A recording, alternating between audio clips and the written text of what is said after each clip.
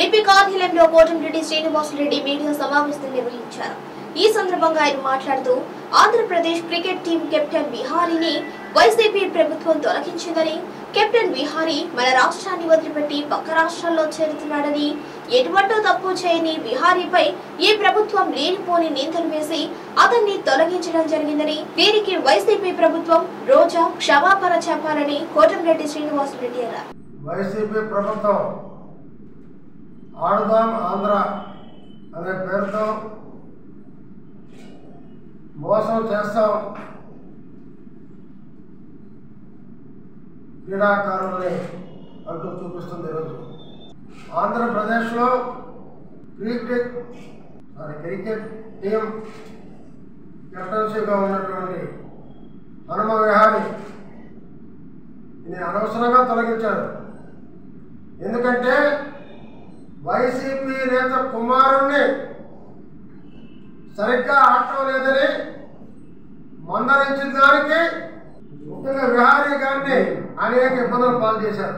అతని లాస్ట్ కెప్టెన్గా కూడా తొలగించారు. ఒక పక్క క్రికెట్ టీం మొత్తం కూడా అతను ఏ తప్పు లేదు విహారీ గారిది, అన్యాయం అక్రమం చెప్తున్నా ఈ ప్రభుత్వం వినలేదు. ఆ టీంలో ముఖ్యుడైనటువంటి ఆశీష్ గారు కూడా విహారీ గారిది ఎటువంటి తప్పు లేదని చెప్పినా ఈ వైసీపీ ప్రభుత్వానికి చెవుల్లో వినపడలేదు, ఎదురుగా చూడటం లేదు. మొత్తం చివరికి మంచి క్రీడాకారులను కూడా ఆంధ్ర రాష్ట్రం పోగొట్టుకుంటా ఉంది. మరి ముఖ్యంగా విహారీ గారు ఒక మంచి ఆటగాడు, ఫ్యూచర్లో మొత్తం ప్రపంచ దేశాలకు వెళ్ళేటటువంటి నైపుణ్యం ఉన్నటువంటి వ్యక్తి. అతను ఒకటే చెప్పాడు, తాను ట్విట్టర్లో చెప్పింది, ఆంధ్రప్రదేశ్లో నేను ఇంకా ఆడను,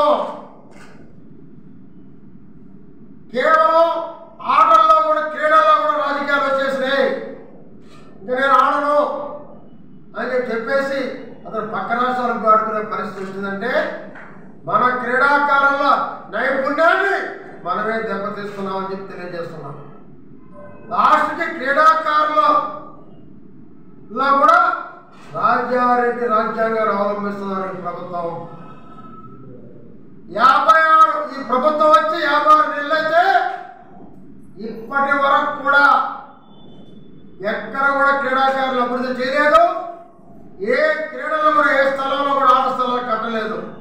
అదే చంద్రబాబు నాయుడు ముఖ్యమంత్రిగా ఉన్నప్పుడు ఎన్నో ఖాళీ స్థలాల్లో స్టేడియంలు కట్టాడు, ఎన్నో గేమ్స్ ఆడించాడు, ఎన్నో ఒలింపిక్ గేమ్స్ చేయించాడు, ఎందరో ఆటగాళ్ళు తయారు చేసినటువంటి ఘనత ఆనాడు తెలుగుదేశం ప్రభుత్వం చంద్రబాబు నాయుడు గారు. వస్తువులు కూడా నాణ్యత లేని వస్తువులు ఇస్తున్నారు, వాటిల్లో కూడా అవినీతి, మొత్తం అవినీతి అవినీతి అవినీతి. ఏ మండల స్థాయిలో కూడా కనీసం ఒక్క క్రీడాకారు స్థలానికి స్టేడియం కూడా లేదు. అక్కడ లేదు, నెల్లూరు లాంటి పెద్ద ఊళ్ళో లేవు, ఏజు సుబ్బారెడ్డి స్టేడియంలో కూడా కనీస వసతులు లేవు. పూర్తిగా ఈ రాష్ట్రంలో క్రీడలు మొత్తం ఎరగబడిపోయారు.